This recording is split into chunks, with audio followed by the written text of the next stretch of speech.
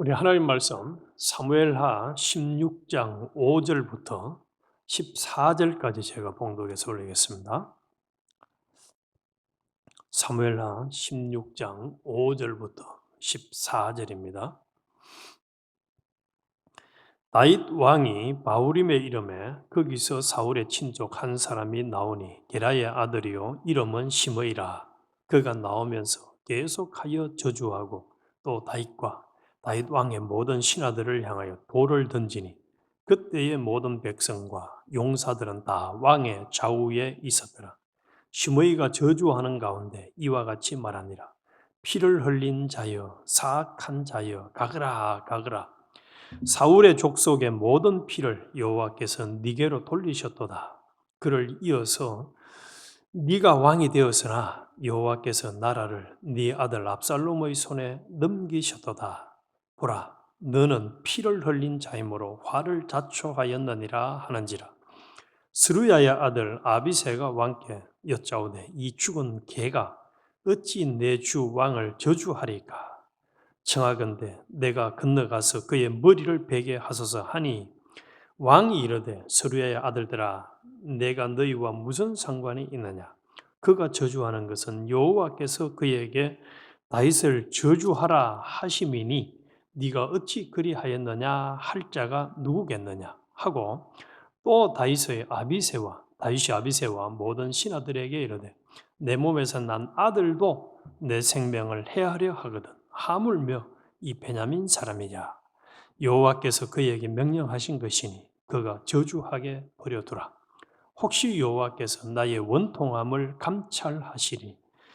오늘 그 저주 때문에 여호와께서 선으로 내게 갚아주시리라 하고 다윗과 그의 추종자들이 길을 갈 때에 시므이는 산비탈로 따라가면서 저주하고 그를 향하여 돌을 던지며 먼지를 날리더라. 왕과 그와 함께 있는 백성들이 다 피곤하여 한 곳에 이르러 거기서 쉬니라. 아멘. 네, 오늘 아침에는 저주와 모욕에 대한 다윗의 대처법, 저주를 하고 모욕하는 사람에 대해서 다윗이 어떻게 대처했는가에 대해서 우리 같이 은혜를 나누겠습니다. 우리는 사람인지라 이 지금 방금 읽은 내용처럼 저주하고 모욕하고 나를 아주 그냥 무시하는 힘들게 하는 사람 때문에 참 힘들어하는 경우가 많았죠. 또 지금 그런 상황에 처해 있을 수도 있습니다. 어떤 사람들은 이 모욕과 저주 또 때로는 그 무고라고 하죠. 그것 때문에 자살을 하기도 하고 또 너무 힘들어서 혼자 막 끙끙 앓다가 때로는 암이 걸리기도 하고 또 밤잠을 못 자고 아주 그냥 우울증에 걸리기도 하고 참 사람이 강할 때는 되게 강한 것 같은데 이런 저주와 모욕을 계속 당하다 보면은 하나님이 기뻐하라, 감사하라, 찬양하라 하는 말씀은 실천이 잘 안 됩니다. 잘 안 돼요.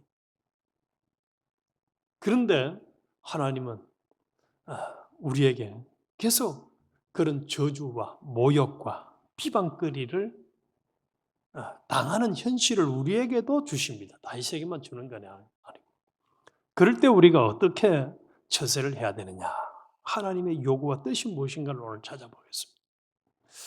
먼저 우리는 이 말씀을 앞두고 우리가 반드시 우리의 정체성을 다시 확립할 필요가 있습니다. 우리는 하나님의 자녀들입니다. 하나님 앞에 선택받은 자들이요.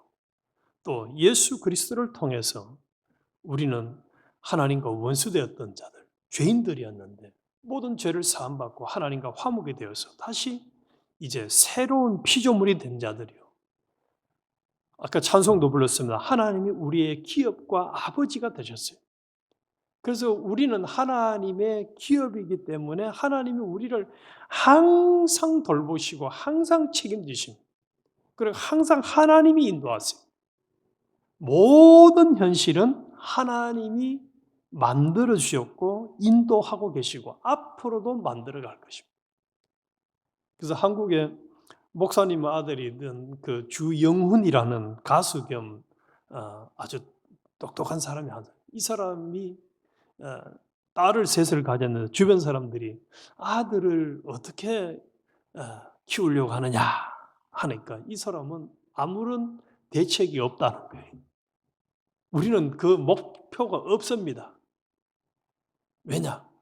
하나님이 우리 아이를 낳게 하셨고 하나님의 아들 된 이 딸들을 세 명을 다 하나님이 알아서 책임지고 이끌어 가실 것에 대한 믿음을 가지기 때문에 자기들은 아무런 양육의 대책이 없다는 거예요. 부모로서 할 일만 할 뿐이라. 목표가 없다는 거예요. 참 믿음의 말을 하더라고요. 우리도 이걸 먼저 알아요. 이걸 알아야 이제 다윗이 오늘은 세 번에 걸쳐서 참 모욕을 당하고 참 힘든 일을 당합니다. 안 읽었습니다만 1절부터 4절까지는 이 무비보셋의 종 시바가 와가지고 이제 피난길에 오른 다윗에게 1절을 보면은 그렇게 말씀을 합니다. 다윗이 마루턱을 조금 지나니 무비보셋의 종 시바가 안장 지운 두 나귀의 떡 200개와 금포도 100송이와 여름 과일 100개와 포도주 한 가죽 부대를 싣고 다윗을 만난지라. 참 많은 음식도 가지고 왔어요. 많은 음식을 가져와 가지고 다윗을 맞이하는데 이 요런 처시를 하는 이유가 뭐냐? 다윗을 위하는 것처럼 하면서 지금 다윗이 도피할 때에 이런 그 음식을 갖다 주니까 얼마나 한편으로는 고맙겠어요. 지금 마음도 괴롭고 힘든데 같이 움직이는 사람들에게 이 양식을 공급하는 게 쉽지 않은 상황에서 이 시바가 딱 가지고 와서 대접을 할 때 얼마나 고마워요. 그래서 이 다윗이 묻습니다. 왕이 이르되 내 주인의 아들이 어디 있느냐 하니 주인은 이제 머비보셋이죠. 시바가 왕께 아뢰되 예루살렘에 있는데 그가 말하기를 이스라엘 족속이 오늘 내 아버지의 나라를 내게 돌리리라 하나이다 하는지라. 그래서 이 시바는 뭐라고 얘기를 하느냐 하면은 이스라엘을 자기 이 머비보셋에게 돌리라고 이야기를 한다는 거예요. 이거는 지금 하나님은 이스라엘을 다윗 왕에게 지금 이양을 하고 있는데도 불구하고 머비보셋에게 이스라엘 돌리라고 이 시바가 거짓말을 합니다. 머비보셋은요 다리도 절고 왕이 될 자격도 없고 또 머비보셋 자신은 왕이 되고 싶은 생각이 전혀 없습니다. 성경에 보면. 그런데 이 시바가 거짓말을 하는 것은 뭐예요? 다윗에게 잘 보이려고. 머비보셋이 이상한 짓을 하고 있다는 걸 얘기해 주면 다윗은 고맙잖아요. 그럼 나한테 내 은혜를 줘버리고 그런 생각을 해? 그래서 왕이 어떻게 하느냐 4절에 왕이 시바에게 이르되 머비보셋에게 있는 것이 다 네 것이니라. 그래서 머비보셋의 모든 소유를 시바에게 주는 이런 처방을 내립니다. 그런데 속셈은 이 시바는 다윗을 위하는 게 아니에요. 오로지 그냥 욕심, 더 나아가서는 압살롬의 편에 서기 위한 이 괴락을 가지고 있었던 사람. 이런 상황을 다윗이 만나게 되었어요. 그 다음에 이제 이 노란 자위와 같이 두 번째 사건이 이 시므이가 다윗과 다윗을 따르는 사람들에게 저주를 합니다. 이게 참 저주를 해도 모질게 해요. 저주를 해도. 저 같으면 내가 아무리 좀 화가 나더라도 이 시므이처럼은 저주를 못할 것 같아요. 여기 6절에 다시 한번 보십시다. 다윗과 다윗 왕의 모든 신하들을 향하여 돌을 던지니 돌을 던지면서 저주를 합니다. 그리고 7절에 시므이가 저주하는 가운데 이같이 말하니라. 피 흘린 자여 사악한 자여 가거라 가거라. 사람인지라 다윗도 이 말 들으면 얼마나 화가 나겠습니까? 자기가 피를 많이 흘리긴 흘렸지만 이 사악한 자야 피 흘린 자야 가라 가라. 그리고 사울의 족속의 모든 피를 여호와께서 네게로 돌리셨도다. 이런 말 들을 때에 얼마나 속상해요.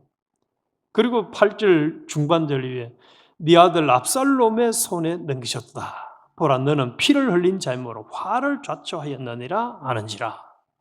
그래서 참 모질게 이 시므이가 다윗을 저주하고 모욕합니다. 그러니까 옆에 있던 신하 스루야 아들 아비새가 뭐라고 했냐. 왕이여, 저런 죽은 개 같은 저 인간을 그냥 두면 안 됩니다. 목을 베서 없애버립시다. 라고 제안을 합니다. 그래서 그의 머리를 베게 하소서. 신하로서는 당연히 참 충성된 말 아닙니까? 그러면은 보통 사람들 같으면은 야 맞네. 너 참 내 심정을 또 내 형편을 잘 이해를 해주는구나 하고 그래 해라 할 건데 그렇게 하지 않았어요. 자 10절이 오늘 우리 중요한 우리에게 주는 교훈입니다. 왕이 이르되 스루야의 아들아 내가 너희와 무슨 상관이 있냐. 그 저주하는 것은 시므이가 나한테 저주하는 것은 여호와께서 그에게 다윗을 저주하라 하심이니 여호와께서 시므이를 통해서 저주하라고 했다는 거예요.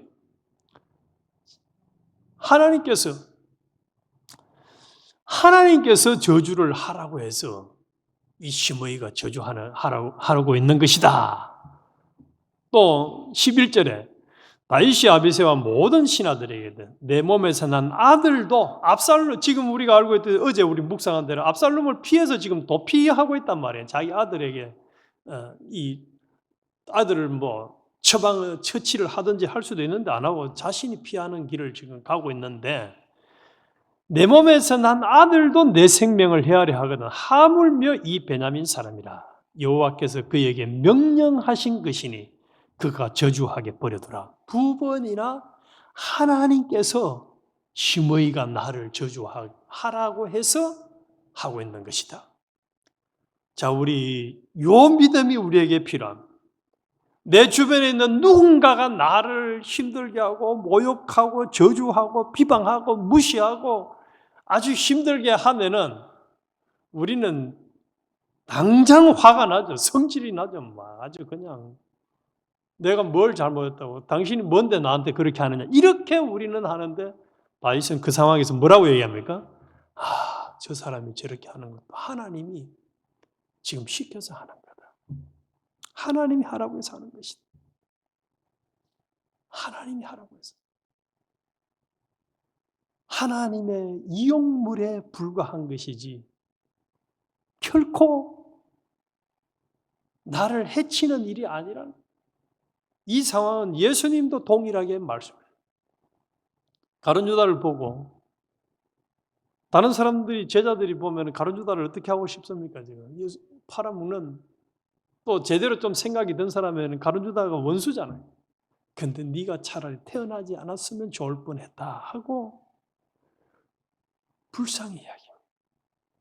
하나님이 가룟 유다 너를 태어나게 했고 하나님이 네가 은30에 나를 팔도록 했다라고 예수님은 하나님의 뜻을 하나님의 승리와 인도의 맥락을 정확하게 짚습니다. 우리 이게 굉장히 중요합니다. 그런데 이 시므이는 끝이 없어요. 13절에도 보면 다윗과 그의 추종자들이 길을 갈 때에 시므이는 산비탈로 따라가면서 저주하고 그를 향하여 돌을 던지며 먼지를 날리더라. 참 모진 시므이 돌을 던지고 저주하고 그래도 다윗은 하나님이 저 시므이를 통해서 나에게 저주하라고 한 것이야 하고 끝을 내요. 못 죽이게 합니다. 우리가 이번에 계속 사무엘하를 통해서 이 다윗의 처세법을 보면 하나님께 맡깁니다. 철저하게 하나님께 맡겨요. 사울에 대해서도 하나님께 맡기고 이 시므이에 대해서도 하나님께 맡기고 압살롬에 대해서도 하나님께 맡기고 자신의 손으로 자신이 해결하려고 하지 않는 이게 다윗의 처세법이에요. 왜? 뭘 믿기 때문에요? 하나님을 믿기 때문이에요. 하나님을 믿기 때문에, 하나님이 정리해 줄 걸 믿기 때문에, 이 믿음을 당당히 가졌기 때문에 다윗은, 다른 사람은 참 불안하고 다른 옆에 사람에도 화가 나는데 이 다윗은 담담한 거예요. 담담해. 모르긴 해도 다윗이 굉장히 평강을 누렸지 않았을까? 성령의 사람이 되어지면은 그 모진 상황 속에서도, 또 스트레스를 받는 상황 속에서도 평강과 온유함이 있거든. 평강과 온유함. 심지어는 이 15절 이하 보면 이제 이 아히도벨의 얘기를 듣고 압살롬이 자신의 이 다윗 왕의 부인들, 후궁들을 취하는 장면이 이제 15절부터 마지막 23절까지 쭉 나옵니다.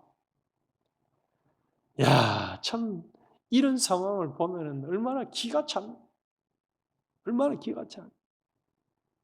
21절에 한번 보게. 아히도벨이 압살롬에게 이르되 왕의 아버지가 남겨두어 왕궁을 지키게 한 후궁들과 더불어 동침하소서. 그리하면 왕께서 왕의 아버지가 미워하는 바 됨을 온 이스라엘 들으니 왕과 함께 있는 모든 사람의 힘이 더욱 강하여지리다 하니라.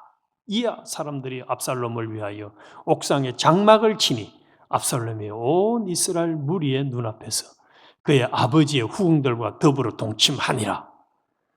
참 기가 찬 환경을 이 다윗은 접하게 되었습니다. 너무너무 끔찍한 상황, 상상도 하기 싫은 이런 일을 접합니다. 이런 일을 접해. 우리 이 상황까지도 누가 만드신 거죠? 아히도벨의 모략에 압살롬이 이런 처신을 따라하는 이 아주 참 끔찍한 일을 하나님이 하게 하시고, 하나님이 이렇게. 우리도 살다 보면은 우리가 이 다윗보다도 더 심한 일을 만나기는 쉽지 않겠지만은, 이 다윗이 만난 것은 워낙 너무 참 험악한 일을 만났습니다만은, 뭐 차원이 다르고 종류가 다를 뿐이지 이런 상황들을 우리도 분명히 계속 만나왔고 만날 겁니다, 앞으로도. 그럴 때마다 우리는 이 여유가 있어요. 이 상황도 또 저렇게 처신하는 것도 하나님이 저렇게 하라고 해서 하는 것이다. 하나님이 섭리하고 있다는 하나님의 섭리와 인도를 다 꿰뚫고 있으면 거기서 옛사람이 안 나오시다. 로마서에 분명히 하나님이 약속하는, 원수 갚는 것은 내게 있으니 내가 갚아주겠다. 네가 갚으려고 하지 말아라. 이 말씀을 묵상하고 있는데 역대하 32장을 읽으니까 아수르 왕 사네립이 유다 왕 히스기야 왕에게 찾아와서 또 사람들을 시켜가지고 히스기야 왕에게 뭐라고 얘기하느냐. 너가 히스기야 왕 말 믿지 마라. 내 사내립, 내 손에서 아무도 이긴 사람이 없다 하고, 히스기야는 하나님이 이스라엘을 구원을 해주겠다 하지만 그거 다 거짓말이다, 엉터리다라고 모함을 똑같이 합니다. 이 지금 시므이나 이 압살롬처럼 이런 처신한 이런 상황 속에서 그때 히스기야는 저놈이요, 하나님을 무시하고 저런 짓을 하네 하고 화를 내는 게 하나님께 기도합니다. 그러니까 하나님께서 사내립 그 모든 걸 싹 정리해 줘 버려요. 우리 앞으로 이 시간도 하나님이 우리를 너무너무 힘들게 하고 스트레스 받게 하고 괴롭게 하는 그런 상황을 만났을 때마다 뭘 기억하자고요? 하나님이 저렇게 하라고 해서 저 사람은 그저 이용당할 뿐이야, 도움일 뿐이야 라고 우리는 딱 그 상황을 정확하게 파악을 하면 우리의 마음이 조급하지 않을 것이고, 또 내가 뭔가를 빨리 내가 해결해야지. 아까 아비새처럼 말이죠. 내가 가서 저 목을 자르겠습니다 하는 이런 행동을 안 할 수가 있는 거지. 그리고 하나님이 나중에는 깨끗하게 교통 정리해 주시는 것을 경험해서 우리의 결론은 하나님이 하셨습니다. 하나님의 은혜입니다. 하나님이 나한테 이렇게 참 멋지게 또 은혜를 베풀어 주셨군요. 하나님의 일하심, 역사하심을 우리는 경험하는 주인공이 될 것이고 또 시험에 들지 아니하고 끝까지 참 내 주 예수 모신 곳이 어디나 천국이니 하는 이 천국의 복만 누리는 참 복 있는 사람으로 살아갈 수 있을 것입니다. 하나님 아버지 그렇습니다. 다윗을